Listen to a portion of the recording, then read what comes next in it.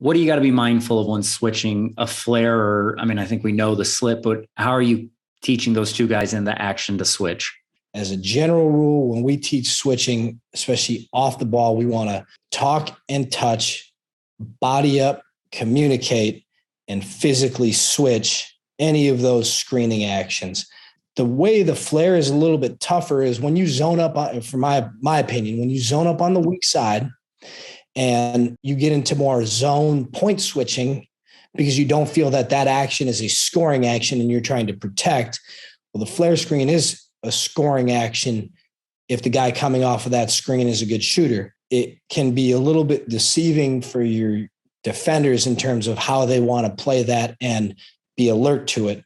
But as a general rule, any scoring, screening action, any primary action, we want to talk and touch, body up, chest on shoulder, ear on heart, and physically switch by bodying together, taking away any seams for them to split or slip, and then go from there.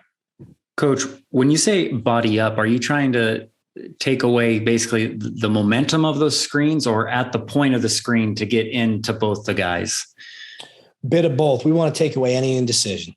Mm-hmm. So when we're switching, we want it to be decisive. We want to switch from a point of or a position of strength or whatever term you want to use, so that way when we're switching something, we're doing it because it's advantageous for our defense and it's going to take away what they do.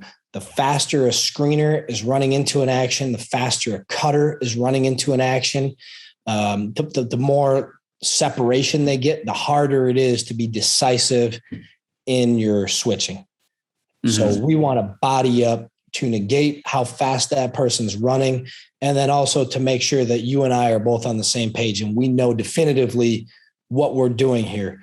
If there is no body to body, it can be indecision, especially at the end of the game. So if we say, hey, we're switching 1 through 5 every screen, we want to do it effectively and coherently so that way we all know we're on the same page.